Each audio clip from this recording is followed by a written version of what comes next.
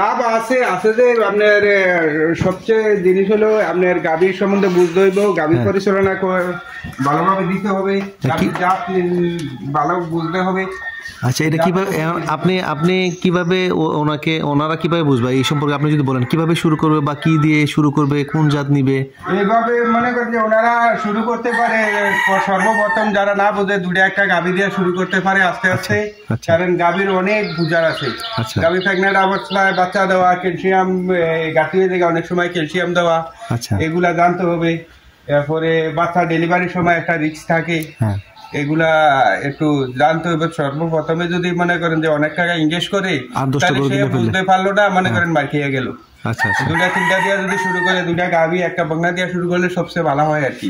আচ্ছা, মনে করেন যে 2 বছর পারলে একটা বকনা, 1-1.5 বছর পারলে বকনাটা যখন গাভী হয়, একটা বকনা যদি 70-80 হাজার টাকা দিয়ে কিনে, গাভীটা 2-2.5 লাখ টাকার একটা গাভী হয়ে যায়। আর ওই যে দুটা গাভী রাখলে রানী কিছু দুধ থাকে, এটা দিয়া সে বাকি একটা বকনা ফেলতে পারলো, গাভীদের খানা দিল, এই আর কি। এইভাবে আগাইলে সবচেয়ে ভালো হয়। শুরুতে কম দিয়ে শুরু করার জন্য সব খামারিরা এই কথাটাই বলে যে হঠাৎ করে বেশি গরু নিয়ে সে বুঝলো না। গাভীর কিন্তু অনেক রিস্ক, অনেক দরদাপটা আছে, এগুলা বুঝতে হবে। আচ্ছা, বুঝতে অনেক সময় লাগে। ধরেন আমার গাভীর ক্যালসিয়াম ঘাটতি হলে স্যালাইন দেওয়া, এবং উলানে মেশনারি যাইলে চিকিৎসা করা, বাদে দিয়া এই কিটা কয় টিউব দেখা, এটি সবকিছু আমি জানি। আমি অনেক বছর ধরে এই খাবারে আসি। এখনো মানুষের গরু যদি অনেক গরু ডেলিভারি করাইতে পারে না, আমার নিয়ে ডেলিভারি করায়, নিজে ডেলিভারি করাই দিয়ে আসি। এবং ওষুধ কিছু হয়, এগুলো আপনি বিভিন্ন পরামর্শ দেন। ডাক্তারের বেশ কাজ লাগে না, আমি নিজে করতে পারি। এটা কি প্রসব আপনি নিজে করেছিলেন না? আমি নিজে করাইছিলেন না, নিজেই প্রসব করছিল? না, নিজে যখন ব্যথা উঠছে তখন আমি নিজে এটারে ডেলিভারি করাইছি। আবার প্রত্যেকটা গাভী যখন আমার মনে করেন যে বাচ্চা দিবার সময় হয়, তখন 2-3 দিন আগের থেকে, বাচ্চা 9 দিন আগেও দিতে পারে, ডাক্তার যে ডেট দেয় 9 মাস 9 দিন হলো ডাক্তারের ডেট, বীজ দেওয়ার পরের থেকে। তার 9 দিন আগেও বাচ্চা দিতে পারে, 9 দিন পরও দিতে পারে, এমন টাইমলি যেই টাইমে দিতে পারে। তখন আমরা গাভীটা দেখলে কইতে পারি যে কোন টাইমে বাচ্চা দিবি। গাভীটা যখন বাচ্চা দিবার টাইম হয় আমরা দেখলে কইতে পারি। এমন অনেক গরু আছে হিটে আসলেও বোঝে না, অনেক খামারি নতুন খামারি বোঝে না, আর আমরা যখন গরুটা হিটে আসে তখন আমরা নিজেরাই বুঝি। এমন কিভাবে বীজ দিতে হবে, অনেক সময় গরু হরমোন দিতে হয়, বীজ দিয়া আবার ডাকে আসে না, হরমোন দিতে হয়। এগুলা আমরা নিজেরা জানি, করতে আসি, এই কারণে মনে করেন যে টিকে আসি। আর খাবার দাবার কি দেন? খাবার দাবার দেই আপনার ন্যাচারালি ঘাস, আমার ঘাস 100% ঘাস, নেপিয়ার ঘাস, আমার নেপিয়ার ঘাস, এবং যারা ওয়ান হাইব্রিড, আরেকটা আছে ওই যে নেপিয়ার হাইব্রিড, যেটা লাল লাল ঘাসটা, এগুলা ঘাস আমার কাছে অনেক জাতের ঘাস আছে। এবং ঘাসও যদি কেউ কাটিং দিতে চায়, কাটিং আমি দিতে পারি। আচ্ছা, আমি আপনার নাম্বার দিয়ে দেবো। আর আপনি কি কোনো বাছুর টাছুর বা এরকম বিক্রি বা গাভী বিক্রি? না, বাছুর এখন আর বিক্রি করার মতো নাই। আমি ওই বাছুরটা আমি গাভী বানানোর চিন্তা ভাবনা। আর এই যে বাছুর আছে, এটি যখন দুধ ছাড়বে তখন আমি কিছু বিক্রি করি। তবে আমার বাছুরের মান ভালো, সব আমি এডিএল এর বীজ দিই, আমেরিকান ডেরির বীজ। আচ্ছা, তাহলে এই তো আর এমনি মোটামুটি আপনি ন্যাচারাল ঘাসটা খাওয়াচ্ছেন? হ্যাঁ, ঘাস খাওয়াই। আর সাধারণ ওই যে ভুসি, আর আপনার ভুট্টা ভাঙ্গা, ভুট্টা আমি নিজে আবাদ করি, আবার সিজনে কিছু কিনে রাখি, এবং সোয়াবিনের ছোলা, ভুসি, এগুলো বেশি খাওয়াই। খোল আগে আমরা সোয়াবিনের খোল খাওয়াইতাম, এবার সোয়াবিনের খোল মনে করেন হয়ে গেছে 90 টাকা কেজি। তার কারণে আমরা সরষের খোলটা কিছু ব্যবহার করি, খাওয়াই, এই তাহলে খানা খাওয়াইতে আছি। মোটামুটি আপনার খাবারটা দেখলাম পরিষ্কার পরিচ্ছন্ন, মানে পরিষ্কার পরিচ্ছন্ন ভালো। আমার মনে করেন কাজের লোক নাই, আমি নিজে একা দেখাশোনা করি। তার কারণে মনে করেন যে আমি সর্বোচ্চ এই সেবাটা দিতে পারি। কারণ কাজের লোক দিয়ে আসে, কাজের লোক ঠিক মতন সেবা দেয় না, কাজ করে না, তাদের ইচ্ছা মতন করে, টাকা নেয়। কিন্তু এটা কি ওটা বাছুরটা না? এটা জি ওইটা ওই যে ওই দিকের গাভীটার বাছুর। এটা 100% বাছুর, এটা ষাঁড় গরু। এটি মনে করেন যে আমি গত কিছুদিন আগে একটা ষাঁড় বেচছি 1,62,000 টাকা, মাত্র 1.5 বছর বয়স হয়েছে, ওজন হয়ে গেছে প্রায় 8 মণ 9 মণ। আচ্ছা, না এগুলো তো মানে উন্নত জাতের, এগুলো তো উন্নত জাতের বীজ, এগুলো উন্নত জাতের বীজ। এই যে এটা 100 বীজ দিছি, 100 বীজ দিলে তো আমাদের দেশে 100 আসে না, 90% 80 এরকম আসে। এগুলো আসলে বাংলাদেশের জন্য এটাই অনেক।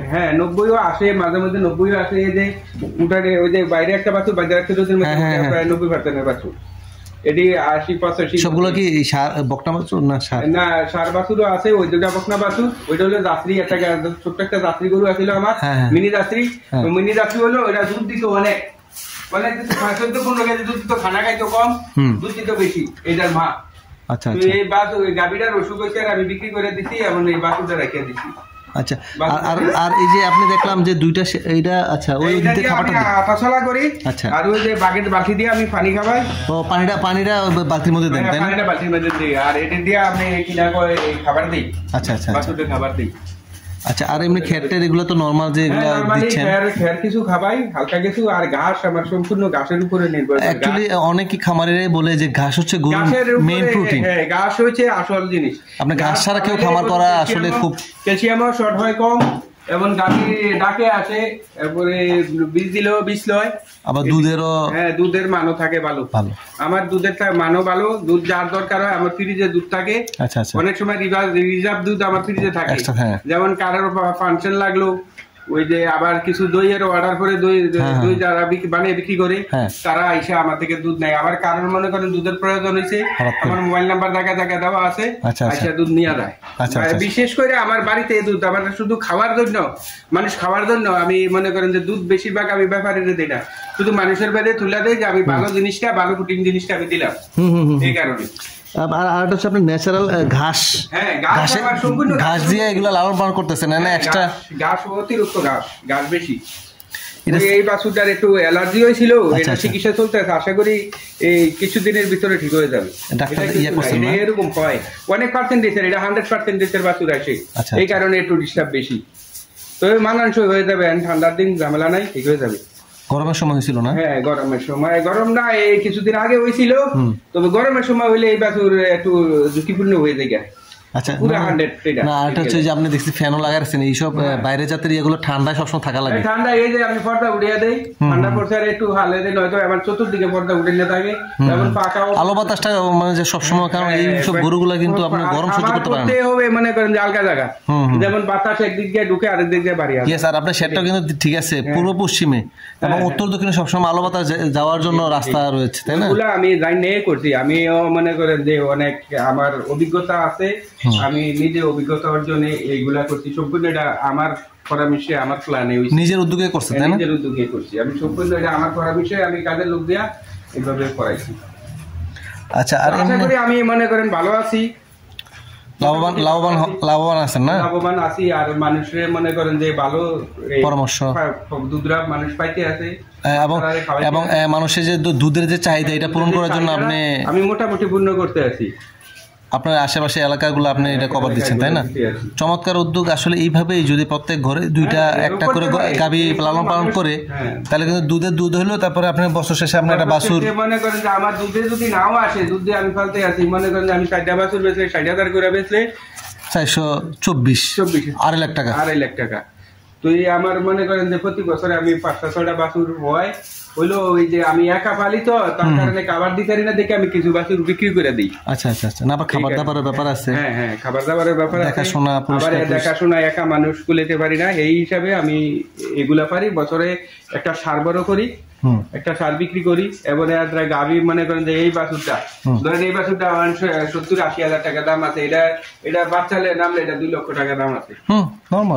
এমনি নতুন অবস্থা এটা 14-15 দুধ দিবে, এবং দ্বিতীয় বিয়ানে দেয় 18-20, তৃতীয় বিয়ানে দেয় মনে করেন 20-এর উপরে আস্তে আস্তে বাড়বে। হ্যাঁ, এটার মায়ের রেকর্ডও ভালো।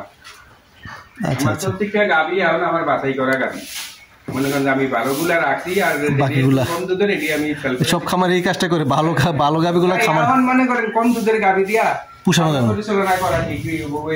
না। আর এটা হচ্ছে যে দানাদার খাবারের তো দাম বেশি। হ্যাঁ, খাবারের দাম বেশি। খের এই বছর অতিরিক্ত পানি হয়েছে, পানি গাছ মার গেছে, সব ধান নষ্ট, খের নষ্ট, সব গাছ কাটিয়ে দিছে, 1বার 2বার 3বার পানির তলে পড়ছে, এই কোনো গাছ মরে গেছে। তারপরে আমার কিছু টান জমিন আছিল, এটি থেকে আমি আবার আবাদ করে আবার নতুন করে লাগাইছি, এবং মোটামুটি আমি গাছের উপরে নির্ভর, গাছ আমার অতিরিক্ত গাছ আছে, তার গাছের কারণে আমি কিছুটা আশা মারছি। এই গাভিটা আমার সর্বপ্রথম যখন খামার করি, এই গাভিটা আমার সিরাজগঞ্জের থেকে কিনা 2,10,000 টাকা। সিরাজগঞ্জ গিয়ে নিয়ে আসছেন? গিয়ে আমি আনছি, কিন্তু গাভি যদি না চিনতাম তাহলে কিন্তু হলো নলে 2,10,000 টাকা দিয়ে আনছি। আইনে আমি মনে করেন যে 19, 20, 21 পর্যন্ত আমি দুধ গেছি। তখন এই বাছুরটা দেখে আমি মনে করেন যে 10,000 বেশি টাকা গাইডারে কিনছি। এখন দেখেন গাভির থেকে অনেক বড় হয়েছে বাছুর। বাছুর অনেক বড় হয়েছে, মানও ভালো। এখন মনে করেন যে এগুলা গাভি ফাললে কোনোদিনও লস নাই, এগুলা দুধের গাভি। আর ওইটার বাছুর এইটা না? হ্যাঁ, ওইটার বাছুর এইটা। আচ্ছা আচ্ছা আচ্ছা, মানে সবগুলোই তো রানিং বাচ্চা আছে না? জি, রানিং বাচ্চা আছে। কি দিলেন, কেরোসিন? এগুলা কেরোসিন দিলাম, ওই যে মাছি মশলা লাগে আর কি, মাছি বসবে এই কারণে। আচ্ছা, মোটামুটি কতদিন যাবত আপনি গাভী লালন পালন করছেন? আমি এমনি ঘরোয়া ভাবে 2-3টা গাভী সবসময় থাকতো। হ্যাঁ, আর বাণিজ্যিক ভাবে করছি আজকে 6 বছর হয়। 6 বছর যাবত বাণিজ্যিক ভাবে করতেছেন না? জি জি।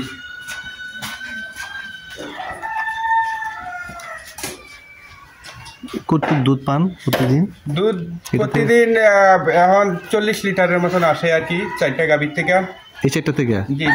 আর ওটা কি প্রেগন্যান্ট নাকি? ওইটা প্রেগন্যান্ট, ওইটা রোজার 4-5 দিন আগে বাচ্চা দিবে। আর ওইটা বাচ্চা দিছে, অন দুধ রানিংও নাই, ওইটা দুধ বেশি আছে। ওইটা হ্যাঁ, ওইটা দুধ বেশি, এটাও দুধ বেশি, এটাও দুধ বেশি, এটা একটু কম, এটা খরচ করছে আর কি। আচ্ছা, এটা তো মনে হয় একটু 7-8 লিটার আসে এটা না? জি। আর ওটা 20-22 লিটার আসে এই গাভীটা। নতুন বাচ্চা দিছে? এটা কয়দিন হয়েছে বাচ্চা দিছে? বাচ্চা দিছে আজকে 7 দিন। আচ্ছা, এখনো ওলানে পানি আছে। আচ্ছা আচ্ছা, পানি শুকাইলে আশা করি 18-20 কেজি দুধ আসবে। হ্যাঁ ইনশাআল্লাহ। তো আর এই যে লালন পালন করতেছেন, এনে সুবিধা অসুবিধা কি পাচ্ছেন? সুবিধা অসুবিধা এখন তো খাদ্যের দাম বাড়া, দুধের দাম আপ ডাউন করে। এখন শীতের সিজন, এখন একটু দুধের দামটা একটু কম। আচ্ছা, আবার যখন গরম আসে তখন 70-80 টাকা করে, আবার রমজান আসলে 90-100 টাকা করে বিক্রি করতে পারি রমজানের সময়। জি, রমজানের সময় এখন 70-60 এরকম করে বিক্রি করি। আচ্ছা, তো বাণিজ্যিক ভাবে যে আপনি লালন পালন করতেছেন, এখন যারা নতুন করতে চায় তারা কি শুরু করবে, বা আসলে লাভ আছে কিনা? মানে এই গাভীটা দুধ দিছে, আর ওই কিছুদিন একটু পেটের সমস্যা ছিল, পাতলা পায়খানা হয়েছিল, এখন ঠিক হয়ে গেছে, ক্যালসিয়াম দিছি, মোটামুটি এখন ঠিক হয়ে কিছুদিনের ভিতরে গাভী মোটা তাজা হয়ে যাবে। ডাকেও আসবে কিছুদিনের ভিতরে, ডাকে আসার সময় হয়ে গেছে।